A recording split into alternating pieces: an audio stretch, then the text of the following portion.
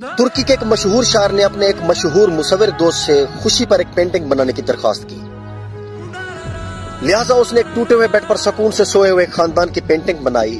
اس بستر کی ایک ٹانگ بھی ٹوٹی ہوئی تھی جہاں پر انہوں نے 2 اینٹیں رکھ دی تھی۔ اس خستہ حالی مکان کی چھت بھی ٹپک رہی تھی۔ گھر کا کتا بھی بستر پر سکون سے سو رہا تھا۔ اس کی یہ پینٹنگ امر ہو گئی۔ اس لافانی پینٹنگ کو گہرائی سے دیکھیں اور سوچیں کہ خوشی دراصل کیا ہوتی ہے۔ دراصل اس تصویر کو دیکھ کر مجھے لگتا ہے کہ خوشی مسائل کا نہ ہونا نہیں بلکہ پریشانی کی صورتحال کو آسانی سے قبول کرنے میں ہے۔ آپ کے پاس جو بھی ہے اس میں اچھائی دیکھنے کی کوشش کریں، چاہے حالات کتنے ہی خراب کیوں نہ ہوں۔ ایسی چیزوں کے بارے میں نہ سوچیں جو آپ کے اختیار میں نہیں۔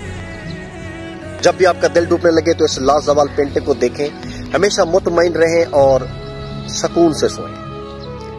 بزرگ کہتے ہیں کہ آپ کی رگ رگ سے کوئی واقف ہو تو فرق نہیں پڑتا، بس اپنی دکھتی رگ کا پتہ کسی کو نہ دیں ورنہ ہر رگ دکھنے لگے۔